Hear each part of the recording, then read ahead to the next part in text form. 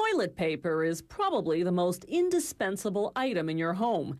After all, it's not something you want to run out of at the wrong time. Most of us probably take our rolls of toilet paper for granted. So you may be surprised to learn that bathroom tissue, as it's properly called, is a relatively new invention.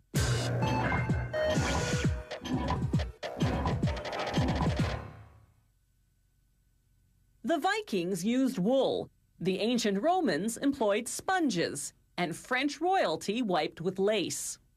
Then in 1857, an American entrepreneur figured that people had had enough of using leaves and corn cobs and newspapers and mail order catalogs. So he invented therapeutic paper, as he so tastefully named it. Toilet paper came only in piles of pre-cut sheets until 1890. That's when one company introduced bathroom tissue on a roll.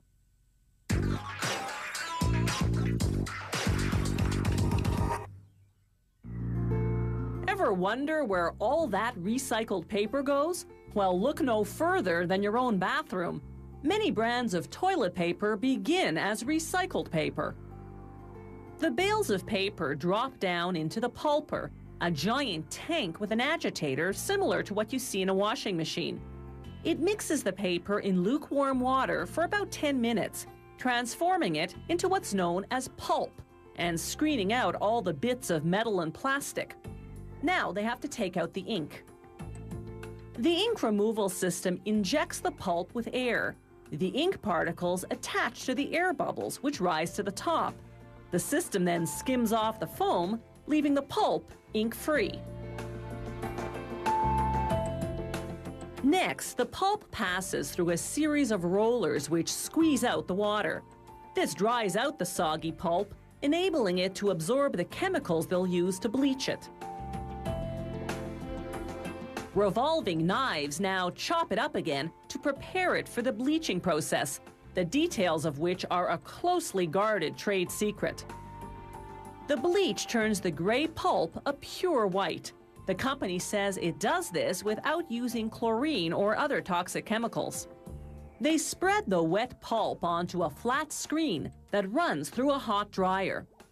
In less than a second, the pulp dries into a delicate paper a mere 1/10 of a millimeter thick.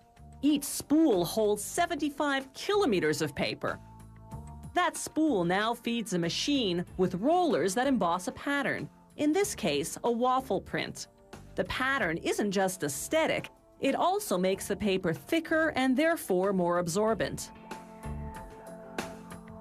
Elsewhere in the factory, production is rolling, so to speak, with 2 strips of cardboard, each 8 centimeters wide. The machine coats the underside of the top strip with glue, then winds the 2 strips diagonally together to create a continuous cardboard tube.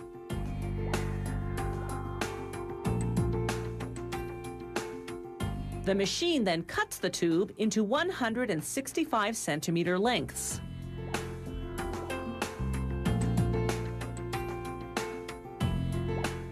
The tubes ride an elevator to the toilet paper zone.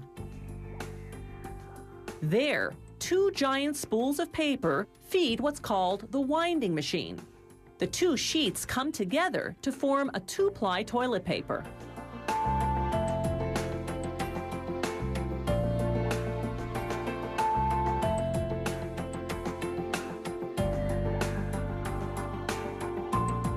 The paper then winds onto a cardboard tube, creating a super wide roll of toilet paper.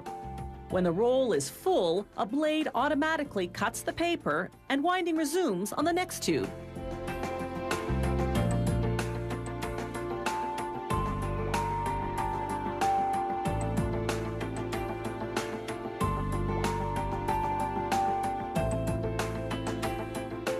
The machine automatically seals the end of the roll with glue to prevent unraveling.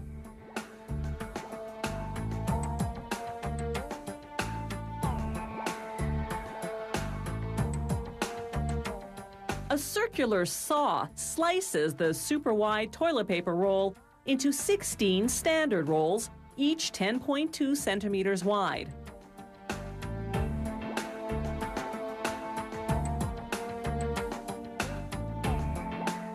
The toilet paper is finished and ready for packaging.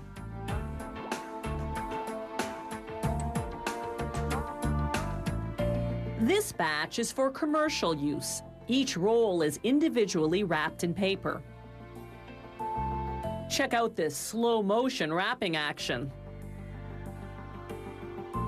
Toilet paper destined for residential use gets wrapped in transparent plastic, 4 to 30 rolls per package.